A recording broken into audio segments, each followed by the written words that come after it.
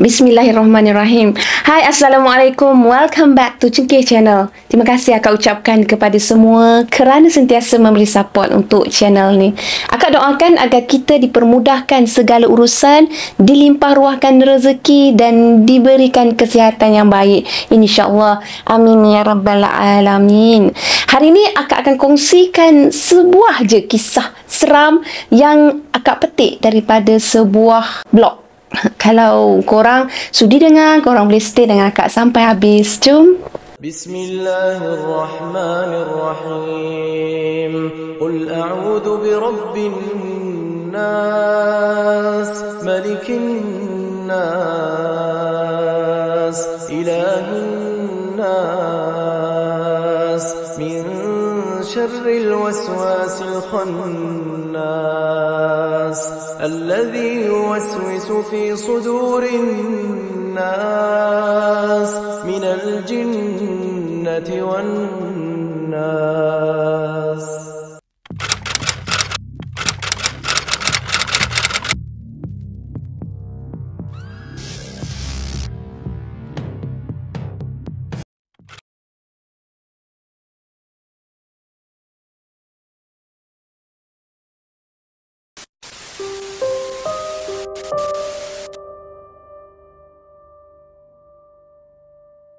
Tanpa membuangkan masa, jom korang kita layan kisah kali ni. Kisah kali ni dilalui oleh Badrul. Di mana Badrul ni dia seorang lelaki yang berpengalaman dalam bidang menguruskan jenazah. Maksud dia macam ni, Badrul ni tugas dia mau tu memandikan jenazah.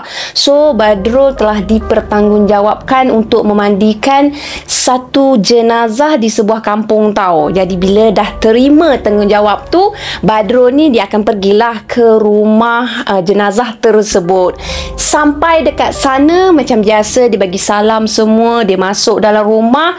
Badrul pun dia tanya sikit-sikit, kemudian dia terus masuk untuk menguruskan jenazah tersebut. Memandikanlah jenazah tu kan.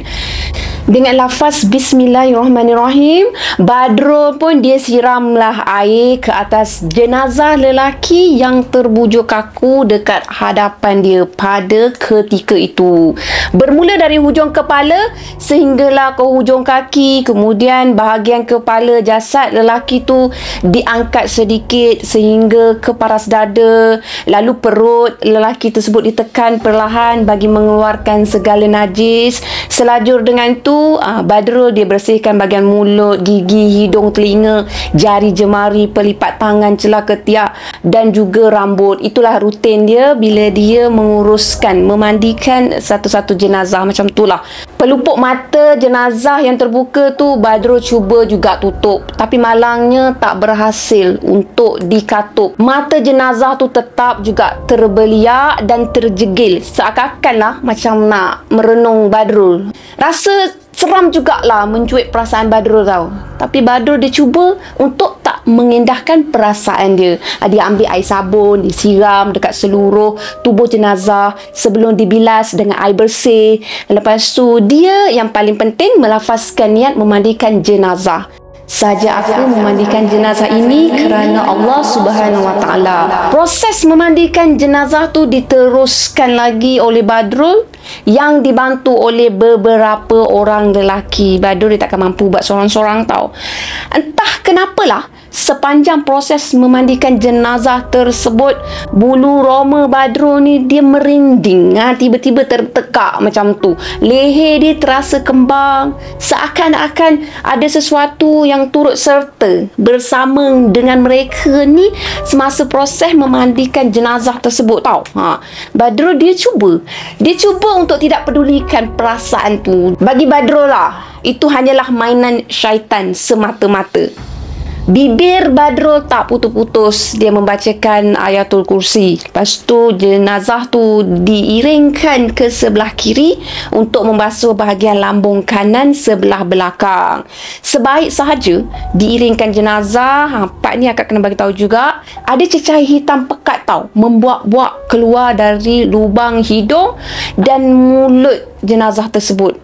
Bau dia agak busuk, agak hanyir menyeruak menjolok tekak tau.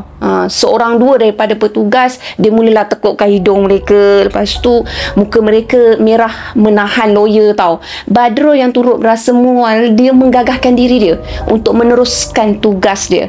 Bagi dia itulah satu tanggungjawab yang perlu dilaksanakan.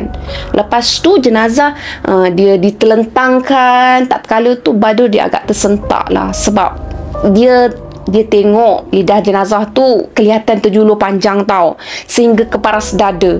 Mata dia masih lagi tertumpu, seakan sedang merenung Badrul. Mata jenazah tu kan macam merenung je dekat Badrul kan. Jadi agak tak selesa lah untuk Badrul menjalankan tugas dia.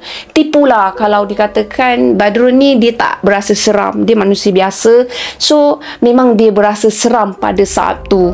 Biarpun sebelum ni pengalaman dia banyak tahu. Dia pernah memandikan jenazah yang keadaannya, figuranya lebih mengerikan. Tapi kali ni perasaan dia agak berlainan. Dia sendiri akui masa tu perasaan dia macam duk-dak macam tu tau.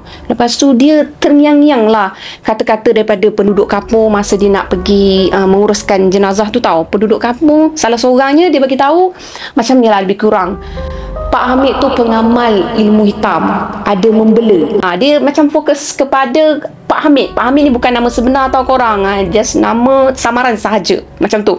So, suara orang kampung tu terasa macam betul-betul tenang lah masa tu kan, masa dia buat kerja tu. Itulah yang dituturkan oleh orang kampung setiap kali nama Pak Hamid ni didengarkan, didendangkan, disebutkan. Samalah maksud dia. Sejauh mana kebenaran tu Badrul tak dapat nak pastikan, sehinggalah pada saat tersebut Badrul dia seakan mula mempercayai segala kata-kata yang dilontarkan oleh penduduk kampung kepada arwah Pak Hamid ni tau. Dia mula melafazkan istighfar banyak kali, ulang-ulang kali dia istighfar pada waktu tu. Dia sendiri masih tak tahu bagaimanalah penghujung kehidupan dia kelak. Apakah kematian dia nanti dalam menggenggam iman ke, atau terpesong jauh dari jalan Allah. Jadi bila Badrul ni dia agak tak enak lah telinga dia mendengar desas-desus daripada penduduk kampung kan. So dia minta lah agar apa yang berlaku kepada jenazah ni kita sama-sama jadikan sebagai tauladan. Maknanya jika ada sesuatu yang tak enak untuk kita ketahui, kita jadikan sebagai satu pedoman untuk kita. Kita jangan ikut, jangan buat. Keaiban jenazah ni biarlah hanya kita yang mengetahuinya. Kita tak payahlah nak buka cerita-cerita pasal arwah, kita korek perihal arwah. Hari ni hari dia, hari esok hari kita sendiri memang tak tahu bagaimana pula bahagian untuk diri kita terima. Macam itulah pesan Badrul kepada mereka-mereka yang berada di tempat tersebut. Masing-masing dia faham tau. Mereka masing-masing mengangguk, tanda setujulah dengan apa yang dinasihatkan oleh Badrul. Jadi selesai semua urusan pengumuman jenazah, barulah Badrul ni dia balik ke rumah. Masa Badrul balik ke rumah tu, keadaan waktu tu dah nak masuk ke senja. So sebelum masuk dalam rumah, Badrul ni dia merapati satu baldi kecil tau yang terletak di hadapan pintu rumah dia. Dalam baldi tu dia ada gayung lah. Gayung tu dia takungkan air. Lepas tu dia curahkan dekat kaki dia, dia basuh kaki dia. Lepas tu cuping telinga dia ni ada menangkap satu bunyi suara garau tau, yang ketawa terkikik-kikik berdekatan dengan rumah dia tau. Serta-merta Badrul ni dia menoleh, mata dia meliar. Dia tengok kiri, dia tengok kanan, kosong. Memang tak ada siapa-siapa pun kat situ. Memang tak kelihatan apa-apa pun dekat situ. Lepas tu angin masa tu dia menghembus lembut tau, menyapa tubuh Badrul. Masa tu lah satu aroma busuk menerpa hidung Badrul ni. Bau tu dia ingat tau, serupa betul dengan bau lendir hitam yang keluar dari jenazah Pak Hamid masa dia uruskan jenazah tersebut. Jiwa dia mula merasai sesuatu yang aneh. Oleh itu dia rasa macam tak enak. Lekas-lekas lah dia ketuk pintu rumah dia. Dia bagi salam, Assalamualaikum, Assalamualaikum.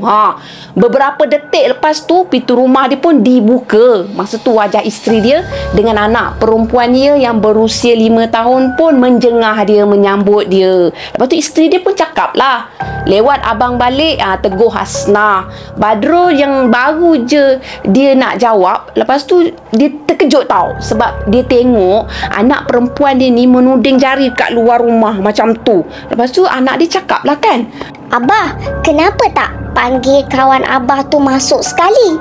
Kesian dia, berdiri je dekat bawah pokok tu. kata anak perempuan dia pada waktu tu tau. Badrul dia tersentak lah. Dia menoleh ke belakang, dia nak tengok apa yang ditunjuk anak dia tau. Lepas tu dia merenung ke arah sebatang pokok rendang dekat depan rumah dia. Tak kelihatan sesiapa pun kat situ, memang tak ada orang. Tapi dalam masa yang sama, bulu roma Badrul ni tegak mencanak. Dia dah rasa something wrong dekat situ, seakan memberi tanda sesuatu yang bukan berasal dari alam manusia berada di sekitar kawasan dia. Masa tu jugalah anak dia, Abah, kenapa kawan Abah tu kotor? Badan, muka dia penuh tanah. kata anak perempuan dia lagi. Gitulah. Lepas tu Badrul, dia cepat-cepat lah dukung anak perempuan dia tu. Lepas tu anak perempuan dia cakap lagi, Abah, kawan Abah tu panggil Mia. Dia panggil Mia lah Abah. macam tu. Lepas tu mata anak perempuan dia tu masih lagi memandang ke arah pokok tu tau. Dia tengok ke arah pokok tu seolah-olah macam memang ada orang kat situ. Badrul pun serta-merta lah dia menghadang pandangan mata anak dia tu dengan tangan dia. Dia tutup mata macam tu. Lepas tu dia bagi tahu dekat wife dia, tutup pintu tu lekas, Hasnah, ada benda tak elok dekat luar rumah tu. Dalam masa yang sama, Badrul pun dia dukung anak perempuan dia tu masuk ke dalam rumah. Hasnah terpinga-pinga juga kan, tapi dia akur. Dia pun tariklah daun pintu. Sempatlah dia pandang, sekilas pandang lah ke arah pokok yang dilihat oleh anak perempuan dia tu. Tapi memang tak ada apa-apa pun dekat situ. Jantung dia masa tu tak semena-mena berdebar tau. Bulu roma dia pun macam tegak berdiri. Lepas tu cepat-cepat dia dah tutup pintu rumah dia tu, dia masuk ke dalam rumah. Lewat malam hari yang sama juga, Badrul dia terbaring atas katil. Masa tu isteri dia ni dah memang lama dah dibuat mimpi, dah hanyut ke mana tak tahulah kan. Badrul pun dia pun membebaskan keluhan dia demi keluhan letih lah kan. Suka sekali masa tu dia nak lelapkan mata dia tau, sebab entah kenapalah tubuh dia ni rasa macam nak demam, panas tau. Dia rasa macam tak sedap badan. Belakang tubuh dia ni pun rasa lenguh, rasa sakit. Dia sedari tau, daripada dia balik uruskan jenazah tadi, yang diuruskan tadi, sebutir nasi pun dia memang tak jamah langsung. Dia tak makan. Selera makan dia mati sama sekali masa tu. Dia tak terfikir pun nak makan ke, terdetik lapar memang tak ada. Badrul dia terus pejamkan mata. Cuba juga nak memancing mimpi ni, nak paksa bagi mimpi ni, tapi tak boleh nak lelap. Kalau dia tak paksa tidur, dia akan mengantuk tau dekat tempat kerja dia keesokan harinya. Lepas tu kan, ada suara garau ketawa terkekek-kekek, hampir dekat pendengaran Badrul tau. Kelopak mata Badrul terangkat. Nafas dia terasa seperti terhenti. Dia pasti apa yang dia dengar tu bukan mimpi tau. Badrul dia diamkan diri sekejap. Terdiam macam tu. Beberapa saat lepas tu, kedengaran lagi suara garau ketawa terkekek-kekek.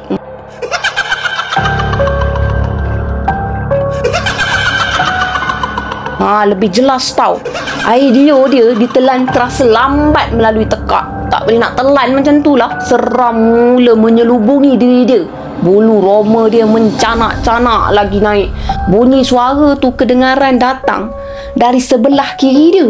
Jantung Badrul ni berdegup kencang, tuk-tak. Berbola mata dia perlahan-lahan digerakkan melihat ke sebelah kiri. Kosong tang korang. Tak ada apa-apa pun. Dia tak tengok apa-apa pun yang berada dekat situ. Pandangan mata Badrul ni terpaku ke arah katil dia sendiri.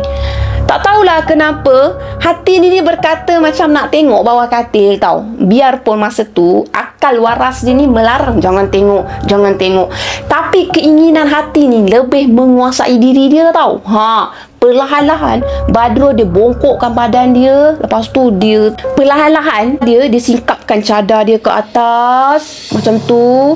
Lepas tu pelan-pelan dia turunkan kepala dia. Dia cuba tengok pandangan dia dekat bawah katil tau. Belum sempat kepala dia menjengah ke bawah katil, tak semena-mena satu jasad siap berkafan menerpa keluar daripada bawah katil. Wajah mayat tu tepat menghala ke arah muka Badrul. Mata mayat tu terbeliak, lepas tu lidah terjulur, panjang sehingga paras dada. Lepas tu Badrul apa lagi? Dia menjerit tau. Badrul menjerit sekuat mungkin. Dia terbangun, nafas dia menderu laju. Masa tu dada dia memang berombak kencang untuk dia nak terus menghirup udara tau. Pandangan dia mengintari sekeliling dia. Tubuh dia lencun, dibasahi keringat memang berpeluh-peluh. Lepas tu perlahan dia menghembuskan nafas dia, dia ambil nafas dia. Apa yang dialami sebentar tadi sebenarnya korang hanyalah sekadar mimpi. Lepas tu sempat dia mengerling tau ke arah Hasnah. Mujurlah. Masa tu Hasnah memang masih belum terjaga, memang tengah nyenyak tidur. Dalam masa yang sama, satu bunyi, satu dentuman kuat kedengaran di atas bumbung zinc, tepat di atas bilik Badrul tau. Badrul terkejut. Mata dia terkebil-kebil. Lepas tu kedengaran bunyi tu seakan-akan bunyi yang bergolek atas bumbung tau. Dia macam bunyi jatuh tadi tu, dia bergolek atas bumbung, lepas tu jatuh atas tanah. Macam itulah. Badrul dia menoleh ke arah isteri dia lagi. Hasnah memang diulik mimpi, tak tahulah ke mana dia dah pergi kan. Hasnah ni macam tak sedar langsung dengan bunyi dentuman yang kuat tu tau. Badrul dia memicingkan telinga dia, macam mana dia cuba untuk menangkap sebarang bunyi asing yang dirasa macam pelik je bunyi tu, macam mencurigakan. Lepas tu mungkinlah dia rasa masa tu ada pencuri nak masuk rumah ke apa semua kan. Dalam fikiran dia, dia fikir secara positif macam tu lah. So dia perlu juga berhati-hati. Lepas tu kan bunyi Badrul pun segera menoleh tau. Bunyi ketukan tu datangnya dari tingkap papan bilik dia. Ketukan tadi perlahan, kemudian makin laju. Dan bunyi dia makin keras, menusuk ke gegendang telinga Badrul tau. Seakan-akan orang yang mengetuk tu sedang dilanda sesuatu yang mencemaskan. Perlahan-lahan lah Badrul dia bangun, dia langkah kaki dia, lepas tu dia pergilah kat tingkap tu. Jantung dia berdebar-debar juga kan, tapi dia perlu juga pergi kat situ. Lepas tu kan dia ada bau kemenyan. Bau tu keras, memang menusuk betul kat hidung dia. Lepas tu tangan dia dihulur perlahan-lahan. Dia cuba nak menolak daun tingkap tu. Pelbagai andaian lah bermain di fikiran dia masa tu tau. Macam-macam yang dia fikir. Lepas tu dia dah bersiap sedia dengan sebarang ancaman yang mungkin akan muncul pada waktu tu, sebab disangkakan pencuri kan. Sebaik jari dia menyentuh pada tingkap, tak semena-mena tau, dia dengar satu jeritan yang sangat kuat. Lepas tu berbola mata Badrul ni bergerak-gerak. Dia berfikir tau, itu suara anak perempuan dia. Badrul dia tak jadilah nak buka tingkap tu. Lepas tu dia fokus kepada suara anak perempuan dia. Lepas tu Badrul pun disegeralah lari menuju ke bilik anak dia. Memang cemas masa tu, disangkakan pencuri memang dah masuk bilik anak dia ke apa ke kan. Lepas tu dia tolak pintu bilik anak dia. Dia buka suis lampu tapi tak menyala. Kelibat anak dia ni, dia lihat sedang duduk berpeluk tubuh tau, sambil menangis teresak-esak terkatik. Tak-katik macam tu, macam peluk dah tubuh, macam ketakutan sangat macam tu kau. Lepas tu kan Badrul cepat-cepatlah dia mendapatkan anak dia tu. Dia memang dah risau sangat. Lepas tu ditanyalah anak dia, kenapa ni Mia? Dalam masa yang sama, Badrul memeluk tubuh anak dia tau. Mata dia meliak. Dia tengok kiri, dia tengok kanan, dia perhatikan sekeliling. Manalah tahu kan ada sesuatu sekeliling kan. Lepas tu anak dia cakap lah, kawan abah tadi ada dalam bilik ni. Dia tengah berdiri belakang abah. Muka dia buruk sangat. Mia dia jawab persoalan abah dia tau. So masa tu suara Mia ni bercampur dengan esak tangis. Berderau tau darah Badrul ni mendengarkan apa yang dijelaskan oleh Mia tau. Kepala dia rasa kebas, bulu roma dia mulalah meremang. Masa tu cepat-cepat Badrul dia pangku anak dia tu. Lepas tu dia dah tak toleh dah kiri ke kanan ke atas bawah apa. Dia terus berlari bawa anak dia tu keluar dari bilik tu. Lepas tu dia pergi ke bilik dia pada masa tu. Dia seakan dapat mengagak lah. Semua yang berlaku ni berkait dengan jenazah yang diuruskan siang tadi tau. Pintu bilik dia tu dia tolak sekuat dia. Hairan juga masa tu, lampu bilik dia menyala tau korang. Badrul dia melangkah masuk. Masa tu mata dia terbuka luas. Isteri dia dilihat masa tu sedang memeluk Mia. Sudah. Macam mana pula isteri dia boleh peluk Mia? Jantung Badrul masa tu rasa macam terentak tau. Seolah-olah macam nak pecah. Rasa jantung dia macam tu, seluruh tubuh dia menggeletar. Apa yang abang tengah dukung tu? Suara Hasnah sama juga menggeletar sambil jari dia menuding ke arah Mia. Masa tu dia nampak suami dia sedang kendong sesuatu tau. Mia masa tu Badrul tengok semakin erat memeluk tubuh Hasnah dengan esak tangis yang memang makin kuat, makin menggila. Perlahan-lahan lah Badrul dia menggerakkan anak mata dia ni, retina mata dia ni, dia tengok ke bawah. Masa tu urat takungan nyawa dia terasa hampir putus tau. Satu jasad siap berkafan sedang berada dalam pangkuan dia.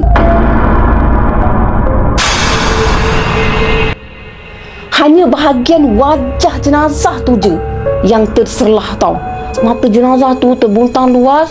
Lepas tu lidah dia terjulur panjang. Kulit muka dia hitam seperti terbakar hangus. Cuba imaginekan kalau korang berada di tempat Badrul. Badrul memang terkejut amat masa tu. Dia menjerit sekuat-kuat mungkin, semahu-mahu dia memang dia jerit sampai dia tak sedar dah apa yang berlaku kepada dia bermula dari saat tu. Keesokan harinya, Ustaz Fahim ni yang merupakan imam dekat masjid kampung tersebut dipanggil oleh isteri dia tau. Sebaik je Ustaz Fahim tu menginjak masuk ke ruang tamu, dia tengok Badrul tu memang dah terbaring dekat tengah-tengah halaman ruang tamu tau. Badrul dalam keadaan meracau dengan mata dia terbeliak memandang sekeliling. Serba tak kena. Beberapa orang jiran yang sedang duduk dekat ruang tamu pun segera bangun. Dia bagi laluan kepada Ustaz Fahim. Keadaan memang cemas tau korang pada waktu tu tau. Ustaz Fahim dia pergi dekat dengan Badrul. Wajah Badrul ni dia tengok betul-betul kan. Kulit muka Badrul ni dari muka sampailah ke kaki kekuningan tak ubah seperti mayat tau. Badrul macam ketakutan tau. Langsung dia tak menegur pun dekat Ustaz Fahim. Walhal dia memang kenal pun dengan Ustaz Fahim. Walaupun Ustaz Fahim tu berdiri betul-betul depan mata dia. Mata Badrul ni terus terbeliak.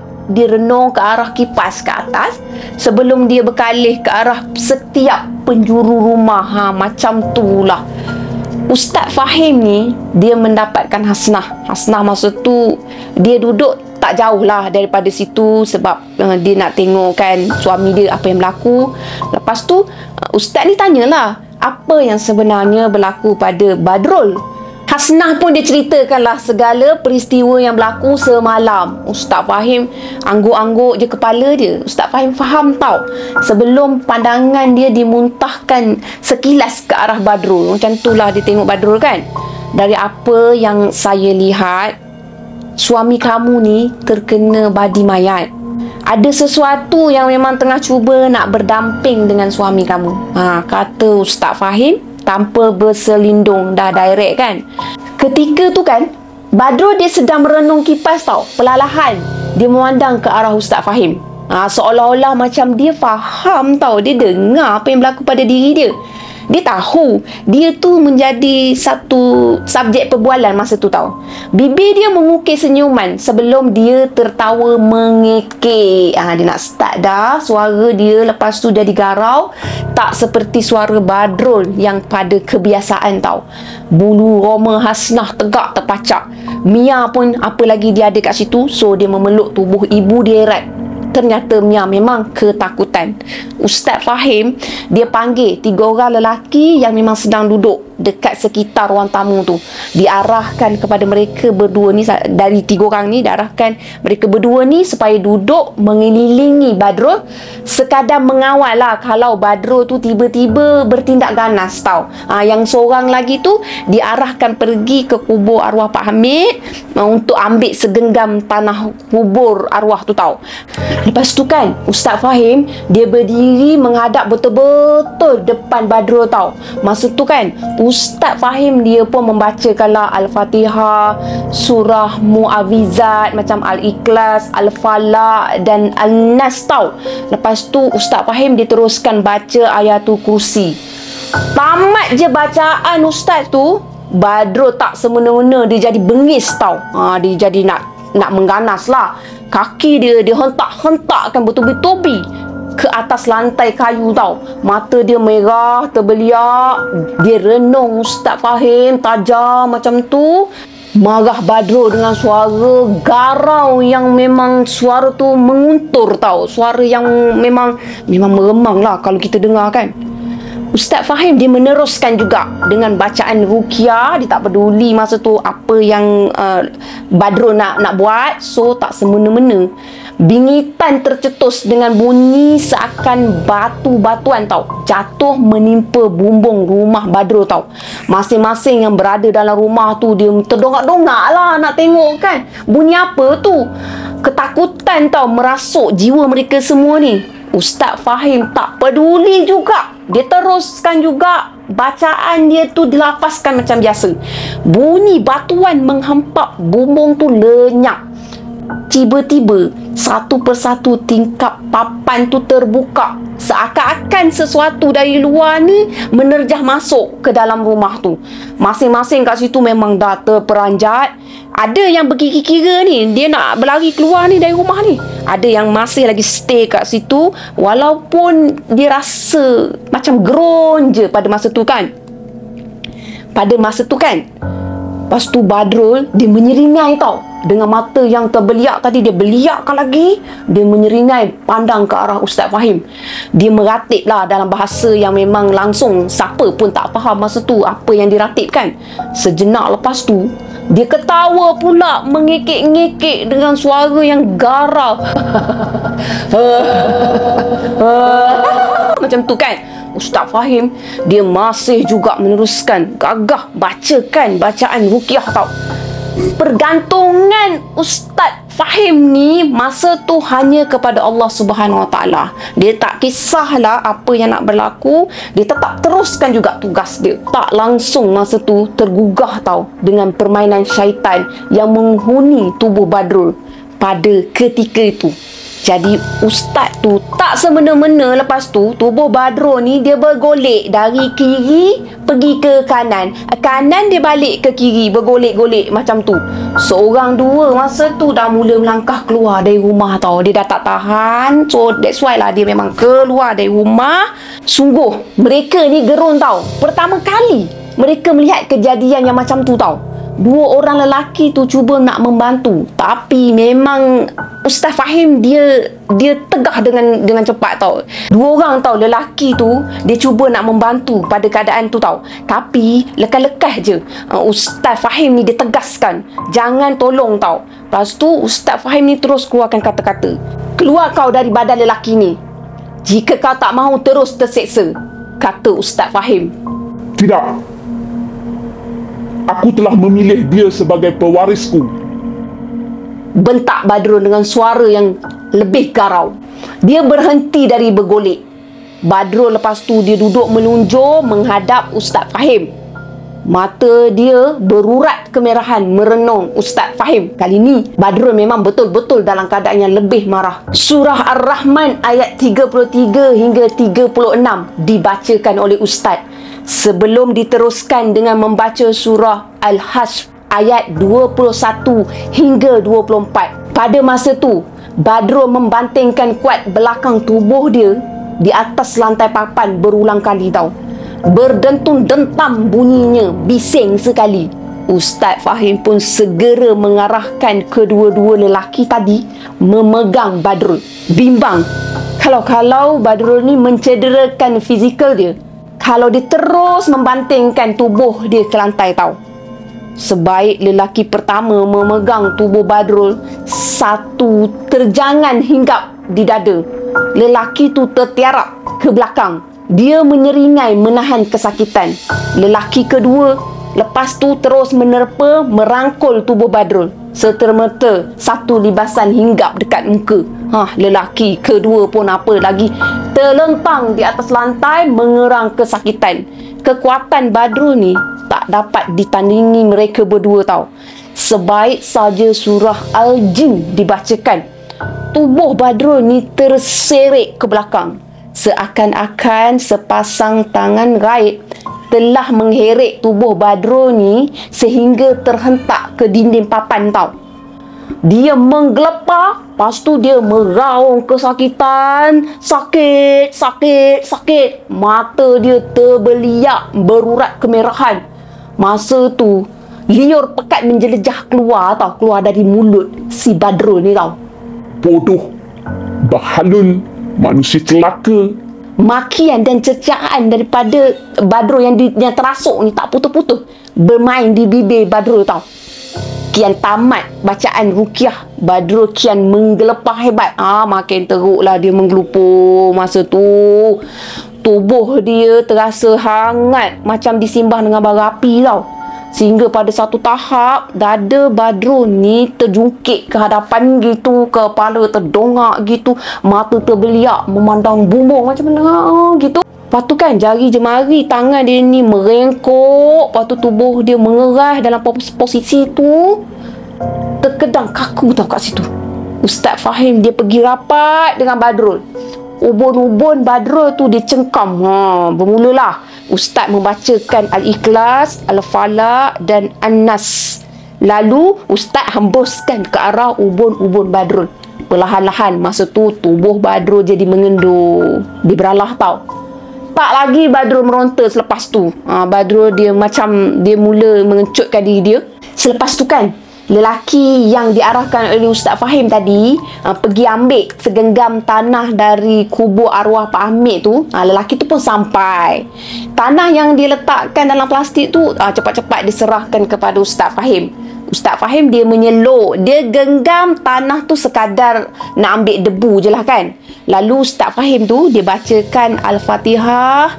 Lepas tu dia doa penggerak macam tu lah. Bismillahirrahmanirrahim. La yarjulu ma'asmi syai'un fil ardi wala fis samai wa huwas sami'ul alim. Tamat bacaan tu, telapak tangan Ustaz yang menggenggam tanah tadi diraup ke muka Badrul. Detenyehnya tubuh Badrul masa tu longlai sama sekali tau. Ustaz Fahim diangkat kepala Badrul, lepas tu dia rebahkan badan Badrul tu atas lantai tau. Masa tu potongan selawat dibacakan ke telinga Badrul. Jadi Ustaz pun selawat lah kepada Badrul ni. Tamat bacaan Ustaz, telapak tangan yang menggenggam tanah tu tadi diraup kepada wajah Badrul. Masa tu tubuh Badrul longlai sama sekali. Ustaz Fahim dia mengampu kepala Badrul. Lepas tu dia rebahkan badan Badrul tu ke atas lantai. Lepas tu dia selawat kepada telinga Badrul. Macam tu lah. Kelopak mata Badrul terpejam erat tau. Sekujur tubuh Badrul ni dibasahi dengan keringat. Ustaz Fahim dia menghembuskan nafas perlahan. Lepas tu dia tadahkan tangan dia, dia bacakan doa minta perlindungan daripada Allah Subhanahu Wa Taala daripada kejahatan iblis dan syaitan. Lepas tu dia juga lafaz syukur tau. Alhamdulillah tak putus-putus dia ucapkan, sebab dengan pertolongan daripada Allah lah syaitan belaan arwah Pak Hamid yang menghuni tubuh Badrul ni berjaya disingkirkan. Alhamdulillah.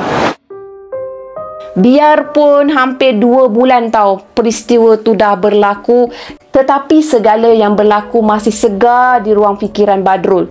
Dan pengalaman menakutkan tu tak mematahkan pun semangat Badrul ni untuk terus melakukan tugas menguruskan jenazah. Bahkan sejak daripada tu, dia lebih tekun, lebih rajin mendalami ilmu agama. Lepas tu Badrul pun dia tengoklah keluar rumah dia, luar tingkap rumah dia kan. Masa tu dah nak senja. Masa tu lah pandangan mata dia ni tersorok ke arah anak perempuan dia yang masa tu tengah bermain dekat bawah pokok rendang di hadapan rumah dia tu. Lepas tu dia pun cepat-cepat lah berlalu ke pintu. Dia melaungkan nama anak dia, dipanggil Mia, masuk dalam rumah. Mia diikut je.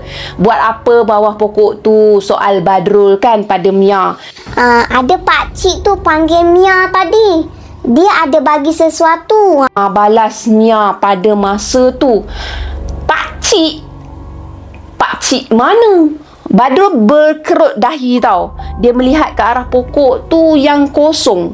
Mana ada orang pun kat situ. Mana ada kelibat sesiapa pun kat situ. Hati dia mulalah menyenandungkan irama yang tak enak didengari. Maksud dia fikir yang bukan-bukan. Dia bagi apa soal Badrul kepada Mia. Lepas tu, Mia dia tak jawab. Dia diam je. Dia cuma tunjukkan barang tersebut tu kepada ayah dia tau. Tak kala masa tu lah mata Badrul ni terkejut tengok. Dia terbuka luas mata dia. Barang tu adalah tali ikatan kafan tau korang.